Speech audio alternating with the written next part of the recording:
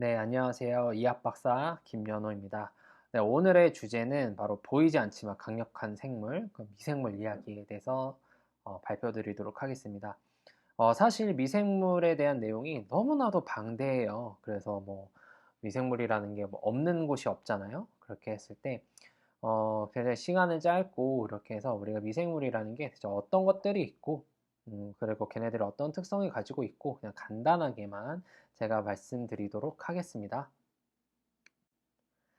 미생물이라는 거는 이제 과거에는 미생물에 대한 존재를 그렇게 인정을 할 수가 없었어요. 왜냐하면 눈에 보이지 않기 때문에 사람들이 뭔가 뭐 질병이 뭐 걸리고 아프고 뭐 이렇게 뭐 중세 시대 때나 뭐 이럴 때는 귀신에 씌었다고 생각을 했었어요. 네, 그렇게 참 과거에는 사람들이 그런 그때는 이제 종교적인 것이나 이런 것들이 굉장히 강했던 세대이기 때문에 귀신에 씌었다 이런 식으로 했지만 1600 년대에 이제 그 안토니라는 이런 과학자가 최초 이제 현미경으로 미생물을 관찰하기 시작합니다. 그렇게 했을 때 우리가 맨눈으로 보이지는 않지만 이런 현미경으로 확대해서 보았을 때 우리가 알지 못하는 또 다른 아주 작은 생물들이 있더라. 그리고 이런 생물들이 어, 과연 뭐 어떤 역할을 하는지 이런 것들에 대한 연구들이 많이 진행이 되었습니다. 그렇게 했을 때 사실 미생물학에서는 없어서는 안 되는 사람이죠. 루이스 파스테르, 파스테르라는 사람이 미생물을 가지고 아주 많은 실험들을 진행을 했었어요. 그렇게 했을 때 파스테르가 처음으로 이제 그 병원성 미생물들을 저감화시킬 수 있는 이런 살균법들도 개발을 했죠. 그래서 우리가 파스테르 살균법이라고 하고 그런 것들은 뭐 63도에서 30분 동안 가열을 하면은 병원성 미생물들이 모두 사멸하더라. 그렇게 해서 우리가 그 당시에는 우유도 살균을 하고 먹질 않았었거든요. 우유들도 그렇게 했을 때 파스테르가 그러한 살균법들을 개발하면서 우유도 살균해서 먹기 시작하고 그렇게 했을 때 우리가 장염이라든지 식중독이라든지 이런 병들에 대해서 어느 정도 이제 해방을 할 수 있었던 그런 아주 많은 발전을 가지고 온 과학자입니다. 그렇게 했을 때 미생물을 뭐 크게 뭐 분리를 해볼 수가 이렇게 분류를 해볼 수가 있을 것 같아요. 근데 분류를 하는 방법은 사실 미생물이라는 것도 어느 정도 이런 군집이고 이런 것들이기 때문에 과학자들마다 이런 분류하는 방법들은 다 다릅니다. 다 다른데 오늘은 제가 이렇게 분류한 거는 오늘 다룰 그냥 내용에서 한번 분류를 제가 해본 겁니다. 그렇게 했을 때 미생물은 일단은 원핵 미생물, 그리고 진핵 미생물, 그리고 바이러스 이렇게 크게 세 개를 나눌 수가 있고요. 원핵 미생물은 그 중에서도 우리는 이제 세균, 박테리아, 세균에 대해서 한번 조금 더 중점적으로 한번 배워볼 겁니다. 그리고 진핵 미생물은 뭐 크게 뭐 곰팡이하고 효모가 이렇게 있어요. 그렇게 해서 우리가 원핵 미생물하고 진핵 미생물의 차이점은 대체 무엇인지, 그리고 그 중에서도 세균, 박테리아가 어떠한 특징들을 갖고 있는지, 그리고 곰팡이 효모가 어떠한 특징들을 가지고 있어서 우리 실생활에 어떻게 이용이 되고 있는지 이런 것들에 대해서 한번 배워볼 거고요. 바이러스도 간단하게 생활사랑 이런 특징들을 배워보면서 우리가 왜 바이러스에 걸리게 되고 이런 뭐 우리가 최근에 있었던 코로나 바이러스라든지 이런 것들에 대한 특징들을 한번 배워볼 겁니다. 제가 이 사진을 가지고 왔는데 이 사진은 제가 실질적으로 제가 박사과정일 때 제가 현미경으로 이제 굉장히 비싼 현미경이 있거든요. 그 현미경으로 미생물을 이제 찍은 제 연구 논문에 제 박사 학위 논문에 이제 들어가 있는 사진을 한번 가지고 왔습니다. 이게 크게 이 네 종류의 이제 미생물을 각각 제가 다 찍었었습니다. 제가 찍었었는데 실제로 이 미생물들이 형태도 다르잖아요. 형태도 다르고 이 분류와 그리고 그 기능성이나 이런 것들이 모두 다 다릅니다. 첫 번째 이렇게 위에 이제 지금 보여지고 있는 제가 이렇게 빨갛게 빨간 네모 박스 안에 있는 것들이 바로 세균, 박테리아입니다. 박테리아. 박테리아인데 박테리아 안에서도 이 두 개의 박테리아가 모양도 다르죠. 하나는 좀 동글동글하게 생겼고 좀 뭐 포도알처럼 생겼고 하나 같은 경우는 이렇게 좀 뭔가 좀 가래떡처럼 뭐 소세지처럼 이렇게 좀 길게 간균처럼 이렇게 생겼습니다. 이게 형태학적으로도 이렇게 분류가 가능하기도 한데요. 일단은 제가 이렇게 두 개를 크게 나누는 방법을 어떻게 나눌 거냐면 그람 염색법으로 한번 제가 나눠볼 겁니다. 이 친구는 황색 포도상균이라고 해서 그람 양성균이고 좀 뒤에 슬라이드에서 한번 더 자세히 배울 겁니다. 이 친구는 장출혈성 대장균 이콜라이 5157H7이라는 이런 균으로 그람 음성균입니다. 그럼 음성균 그렇게 해서 제가 이 둘에 대한 차이와 특성을 그 뒤에서 한번 배워볼 거예요. 아래에 제가 빨간 박스로 제가 이렇게 해놓은 것은 바로 뭐냐면 얘가 바로 곰팡이고 얘는 바로 효모입니다. 효모. 곰팡이는 여러분들 뭐 잘 아시다시피 뭐 과일이나 이런 것들 뭐 상온에 좀 며칠만 놔두다 보면은 바로 곰팡이가 피죠. 그런 식으로 곰팡이는 여기 이런 줄기가 이렇게 하나씩 있고 메인 줄기가 있고 거기 안에 포자가 하나하나씩 달려있는 형태를 띠게 됩니다. 이 포자가 공기 중에 흩날리면서 내가 살 수 있는 환경에 표면에 부착하게 되면 여기에서 다시 이 줄기가 나오고 다시 여기서 포자가 하나하나씩 생기게 되는 이런 생활사들을 갖게 돼요. 그리고 여기 안에 붙는 효모인데요. 효모는 굉장히 뭐 여러 가지 생활사를 갖습니다. 뭐 하나가 또 두 개가 되는 경우도 있고 뭐 그 출합법이라고 그러거든요. 그래서 이제 여러 가지 방법으로서 이제 증식을 하기 시작합니다. 제가 이 네모박스를 위에하고 아래를 이렇게 분류한 이유는 뭐냐면 위에가 바로 제가 아까 말했던 원핵 생물이고 아래는 바로 진핵 생물입니다. 네, 그래서 제가 다음 슬라이드에서 원핵 생물과 진핵 생물에 대해서 큰 특징을 그 차이점을 제가 설명드리도록 하겠습니다. 자, 원핵 생물과 진핵 생물은 어떻게 차이가 있냐라고 하면은 일단은 원핵 생물에는 대표적으로 우리가 박테리아 세균이 있다 그랬죠. 세균이 있다 그랬습니다. 근데 원핵 생물은 기본적으로 어, 쉽게 얘기해서 하등생물입니다. 하등생물. 하등생물이어서 핵이라는 게 없습니다. 핵이라는 게 없어서 핵이란 건 뭐냐면 유전 물질을 안전하게 하나의 막으로 싸져 있는 그런 형태를 핵이라 그러거든요. 그런 DNA나 이런 유전 물질을 안전하게 막으로 싸져 있는 형태를 핵이라 그러는데 핵이 없습니다. 그렇다는 것은 바로 유전 물질이 그냥 노출되어 있는 형태라는 거예요. 하나의 막으로 싸져 있지 않고 이런 그 체액에 노출되어 있는 형태라고 보시면 돼요. 그리고 이 세포 내 기관이 매우 간단하고 그리고 그 크기가 매우 작은 독립된 세포로 이루어져 있는 것이 바로 원핵 생물입니다. 진핵 생물 같은 경우는 진핵 세포 같은 경우에는 핵이 있어요. 이게 가장 큰 차이점입니다. 핵이 있다라는 게 가장 큰 차이점입니다. 핵 하나의 막으로서 지질된 막으로서 이렇게 쌓여 있는 게 바로 핵이 있고 그리고 여러 소기관을 갖추고 있으며 구조적으로도 갖추고 있습니다. 그래서 좀 더 고등생물입니다. 고등생물.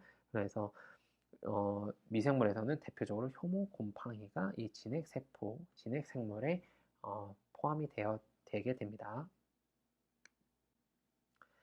그렇게 했을 때 우리가 원핵 생물에서 그 중에서도 세균에 대해서 우리가 좀 더 배워볼 거라 그랬는데 세균은 뭐 여러 가지 뭐 특성들을 가지고 있어요. 세균도 너무나도 많은 세균들을 갖고 있기 때문에 그 중에서도 우리가 과학자들이 이런 세균들의 큰 특징을 가지고 좀 분류를 해볼 필요가 있었습니다. 왜냐하면 세균 자체가 박테리아가 종류가 너무 많기 때문에 그 중에서도 가장 많이 분류하고 있는 가장 대표적인 분류법이 뭐냐면 그람 염색법이다. 그람 염색법. 그래서 우리가 아마 중고등학교 때 한 번씩 배워봤을 만한 내용일 거예요. 그람 염색법인데 이 그람 염색법은 뭐냐면 세균을 분류를 위한 하나 염색하는 그 방법입니다. 염색 방법인데 염색이 그람 양성균과 음성균으로 나눌 수가 있는데 양성균과 음성균이 염색했을 때 똑같은 염색 시약성을 넣었을 때 발색되는 그 색깔이 달라요. 발색되는 색깔이 다른데 그람 양성균은 보라색으로 염색이 되고 그람 음성균은 붉은색으로 염색이 됩니다. 네, 그렇게 해서 약간 핑크색이나 약간 이런 식으로 붉은색으로 염색이 되기 때문에 색깔별로 명확하게 구분이 돼요. 그런 구분이 되는 원인은 뭐냐면 이 세포벽, 이제 맨 마지막에 최종적으로 싸고 있는 이 세포벽, 벽의 구조의 차이에 따라서 이 염색 색상의 차이가 나타나게 됩니다. 그리고 이 세포벽의 구조에 따라서도 균의 특성에 대한 특성이 많이 바뀌게 돼요. 왜냐하면 나타나는 상대적인 양이온성이냐 음이온성이냐 이런 것들이 나타나기 때문에 이러한 것들로 인해서 우리가 균들을 항균 효과라든지 이런 항균 물질을 개발할 때 항생제 이런 거 개발하는 때 많이 참고하는 부분이 바로 이 세포벽의 구조의 차이입니다. 네. 그리고 어떤 일부 세균 같은 경우에는 포자를 생성할 수도 있어요. 포자. 네, 포자를 생성할 수 있는데 이 포자라는 게 뭐냐면 세균에서 말하는 포자는 어떤 이런 스트레스 상황에 생기게 되면 스트레스 상황이라는 거는 내가 죽을 수도 있는 상황이에요. 죽을 수도 있는 상황에 놓이게 되면 그거를 이겨내기 위해서 저항성을 아주 강한 저항성을 갖는 포자를 생성하는 거예요. 아주 단단한 껍질 안에 내가 들어간다라는 거예요. 이 껍질을 생성할 수 있다라고 생각을 하시면 돼요. 그래서 그런데 이 생육에 적합한 환경이 되면은 이 껍질을 까고 거기에는 다시 영양세포가 뿅 하고 튀어나오면서 다시 증식을 할 수가 있습니다. 근데 이 포자의 형태에서는 모든 생리활성이 생존에만 맞춰져 있기 때문에 얘가 다시 증식하거나 뭐 얘네가 뭐 독소를 만들어낸다거나 이러한 생리활성을 할 수가 없어요. 오직 생존에만 목표가 되어 있는 거예요. 거기에 모든 에너지와 모든 영양분을 다 쓰는 겁니다. 그런데 다시 환경 자체가 살 수 있는 환경이 되게 되면은 영양세포로 다시 전환이 되어서 얘가 다시 뭐 독소도 만들어내고 다시 증식도 하게 되고 하는 이러한 특이한 생활사를 갖는 일부 포자를 생성할 수 있는 세균도 있습니다. 그리고 세균들은 자기네들의 수가 많아지게 되면은 하나의 막을 형성하게 하는 이런 특성들을 갖고 있어요. 막을 형성하고 있는데 이게 바로 우리가 말하는 뭐 생물막 혹은 바이오필름이라고 얘기를 해요. 이런 생물막들을 형성을 하게 돼서 강력한 군집을 이루게 돼요. 강력한 군집을 이루게 되는데 이 군집을 없애려면은 반드시 물리적인 제거가 어느 정도 요구가 됩니다. 화학적 요구라든지 뭐 이런 약품이라든지 알코올이라든지 이런 걸로만은 한계가 있어요. 이 군집막을 터트릴 수 있는 한계가 있는데 반드시 그 물리적으로 뭐 물리적이라는 건 뭐냐면 손으로 이렇게 뭐 솔로 비빈다든지 그런 손으로 어떻게든 이 물리적으로 가해서 제거를 해야 됩니다. 사실 바이오필름이 우리 생활에서 가장 많은 영향을 미치는 일들일 거예요. 뭐냐면 여러분들도 매일매일 겪고 있는데 하루에도 엄청나게 많은 바이오필름을 겪고 있습니다. 그게 뭐냐면 바로 양치질이죠. 양치질. 왜 양치질이 매일매일 귀찮게 솔로 치약으로 닦아야 될까요? 왜냐면 구강 안에 있는 많은 미생물들이 바이오필름을 형성을 하는 거고 시간이 지나면 바이오필름을 형성을 하는 거고 그런 바이오필름을 제거하기 위해서 물리적 제거가 반드시 요구가 되기 때문입니다. 단순히 뭐 가그린이라든지 리스테린이라든지 이러한 그 화학적인 항균제로서는 그런 바이오필름을 제거하기가 굉장히 어렵습니다. 네. 그렇기 때문에 우리가 지금까지도 양치질은 이렇게 칫솔로 솔로 물리적으로 제거를 할 수밖에 없는 게 그 이유입니다. 다음으로는 이런 세균은 결국에는 크게 또 어떻게 나눌 수가 있냐면 유익균으로 나눌 수도 있고 유해균으로 나눌 수도 있습니다. 나눌 수 있는 방법은 너무나도 무궁무진하지만 저는 여러분들의 눈높이에 맞춰서 설명을 하기 위해서 유익균과 유해균으로 나눌 수도 있어요. 유익균 같은 경우에는 우리가 실질적으로 생활에서 어떻게 활용이 되냐면 발효시킬 수 있는 발효균, 발효식품이라든지 아니면 우리 장내 미생물 중에서도 프로바이오틱스나 이런 것들로 인해서 유산균 이런 것들로 인해서 우리 몸 안에 있는 면역이라든지 이런 것들 우리가 다음 시간 정도에 한 번 더 딥하게 배울 겁니다. 그렇게 해서 그런 것들로 많이 활용이 될 수 있고요. 유해균이라는 건 당연히 뭐 박테리아 같은 경우는 식중독이 많이 문제가 되죠. 식중독이라든지 아니면 뭐 이런 음, 다른 피부병이라든지 이런 질병에 대한 원인들이 되는 것들이 바로 유해균입니다. 곰팡이하고 효모 같은 경우에는 뭐 우리가 먹는 식품에서도 굉장히 많이 활용되고 있습니다. 식품에 많이 활용되고 있는데 보통은 발효나 부패 이런 게 되는 거예요. 발효하고 부패는 사실상 거의 한 끗의 차이라고 보시면 돼요. 둘 다 어쨌든 미생물의 대사에 의해서 식품이 변하는 건데 내가 원하는 기간까지 삭힌다라고 하면 그게 발효고요. 내가 원하지 않는 때까지 정말로 그 썩을 때까지 미생물들이 관여를 됐다라고 하면 부패라고 보면 됩니다. 그렇게 해서 뭐 제빵이라든지 우리가 제가 제빵을 하시는 분들도 있겠지만은 제가 제빵 할 때 우리가 이스트를 넣어주잖아요. 이스트가 효모를 영어로 하면 이스트입니다. 네, 이스트고 뭐 여러 가지 캔디다 이런 애들을 많이 활용을 하죠. 뭐 이런 것들도 활용을 하고 여러 균주들을 많이 활용하는데 이스트들을 넣어주고 뭐 맥주나 간장, 뭐 술 이런 제조 뭐 이런 것들 만드는데도 뭐 여러 곰팡이하고 효모들을 서로 배합하거나 이런 것들을 하면서 우리가 발효식품들을 많이 만들어내기도 합니다. 아니면 우리가 반대로 뭐 뷔페에도 당연히 영향을 미치죠. 과일 뭐 뷔페라든지 뭐 빵도 가끔 뭐 푸른 곰팡이나 이런 것들이 생기게 되면은 어, 상온에 오래 놔뒀을 때 이런 곰팡이들이 피게 되면은 다 부패들이 일어날 수도 있죠. 그리고 현재 최근에는 건강기능식품 원료 생산하는데도 많이 이제 뭐 효모 같은 것들도 많이 활용되고 있습니다. 그래서 뭐 비타민 B군이라는 합성이라든지 이런 것들에도 요즘 미생물 공학으로서도 많이 되고 있는 실정입니다. 그래서 마지막으로 좀 바이러스에 대해서 조금 더 설명을 좀 드릴게요. 바이러스 같은 경우에는 바이러스는 굉장히 독특해요. 이거를 또 미생물로 뭐 보냐 안 보냐 뭐 이런 것들도 아직까지도 논란이 많습니다. 바이러스를 생물로 볼 것이냐 안 볼 것이냐. 생물로 보면 미생물로 보는 건 맞다. 근데 생물 자체로 보지 않는 것이 맞다. 이렇게 또 서로 주장하는 게 아직까지도 뜨거운 감자입니다. 왜냐하면 바이러스라는 거는 어떤 생물이든 자기의 유전 정보를 스스로 복제를 할 수 있어야 돼야 되거든요. 그런데 바이러스는 여기서 제가 적었다시피 DNA, RNA만 갖고 있는 아주 단순한 구조를 가지고 있고 유전 정보를 스스로 복제를 할 수가 없어요. 스스로 복제를 할 수가 없고 오직 수주세포에 의해서 유전 정보를 복제를 할 수가 있습니다. 그래서 이 관점에 따라서 내 스스로 번식을 할 수가 없고 내 스스로 내 유전 정보를 복제를 할 수가 없는데 어떻게 얘를 생물로 볼 것이냐. 그렇지만 얘도 유전 정보를 갖고 있고 수수세포의 도움을 받지만 유전 정보를 또 복제를 할 수가 있으니 그렇게 해도 생물을 볼 수 있는 게 맞다. 이런 뜨거운 감자가 아직까지도 학계에서는 이루어지고 있는 형태입니다. 그렇게 해서 숙주세포를 통해서 내 유전 정보를 복제를 하기 때문에 숙주세포에 내 자기 유전 정보를 이렇게 이식을 하면서 자기 유전 정보를 또 복제를 하고 거기에서 또 바이러스가 생성이 되고 이런 식으로 계속 번식하고 증식해 나가는 것이죠. DNA 혹은 RNA만 갖고 있는 단순한 구조이기 때문에 변이가 굉장히 빠릅니다. 변이가 굉장히 빨라서 우리가 코로나 바이러스라든지 이런 것들이 우리가 몇 개월 뭐 한 3, 4개월 지났는데 맨 처음에 뭐 나중에 뭐 켄타로스도 나오고 뭐 델타 뭐 이런 식으로 엄청나게 많은 바이러스 변이들이 일어났었잖아요.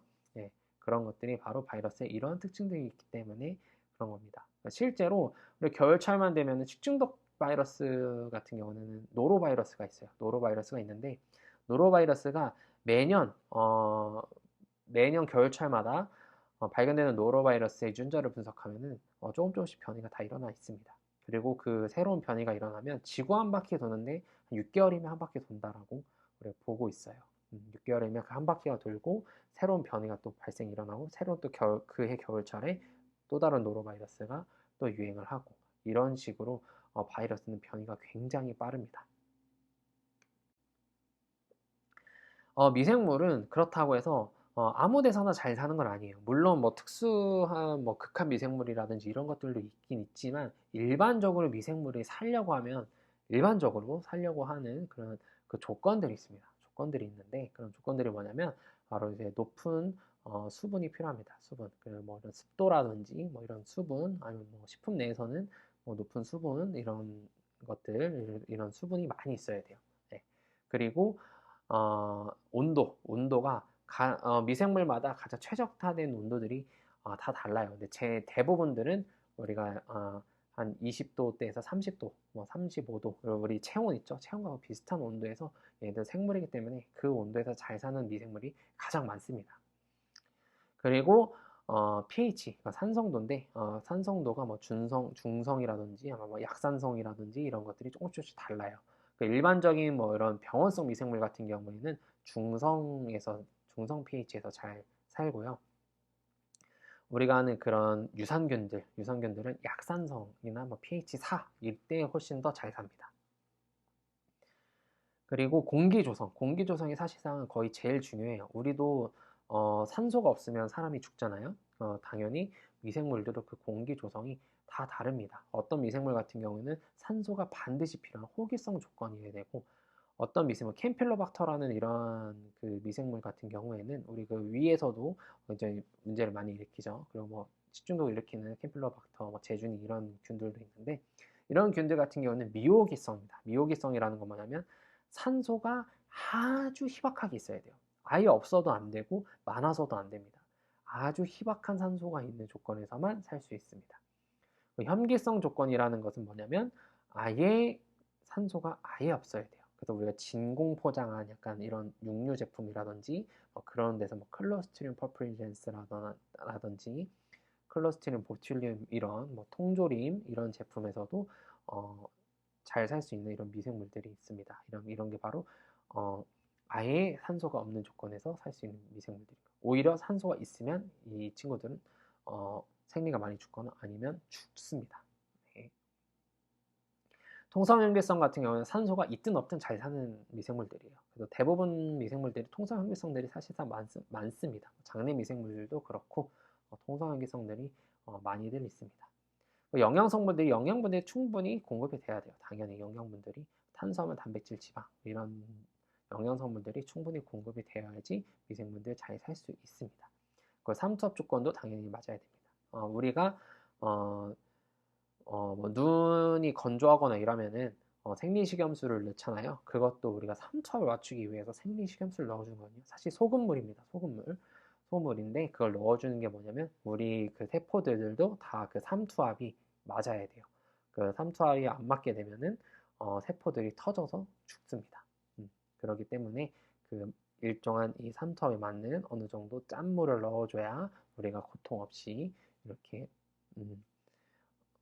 이렇게 고통이 없습니다. 근데 만약에 그냥 일반 수돗물이나 이런 것들을 넣게 되면 굉장히 눈이 따갑죠. 그런 것들이 뭐 거기 안에 있는 다른 불순물들도 있지만 삼투압도 맞지 않기 때문에 그 눈에 자극을 일으키기 때문에 굉장히 큰 고통을 느끼는 것도 있습니다. 그래서 미생물들도 이런 여러 가지 환경적인 요소들이 맞아야지 잘 살 수 있다. 이런 것들을 말씀드리고 싶었습니다. 그래서 제가 큰 미생물에 대한 오늘 얘기를 했는데 다음 시간에는 좀 제가 프로바이오틱스에 대한 좀 얘기를 좀 하면서 이 미생물의 좀 더 프로바이오틱스의 좀 더 지엽적인 얘기에 대해서 한 번 더 제가 설명드리도록 할게요. 네, 오늘의 발표는 여기까지 마치고 긴 발표 들어주셔서 참 감사합니다.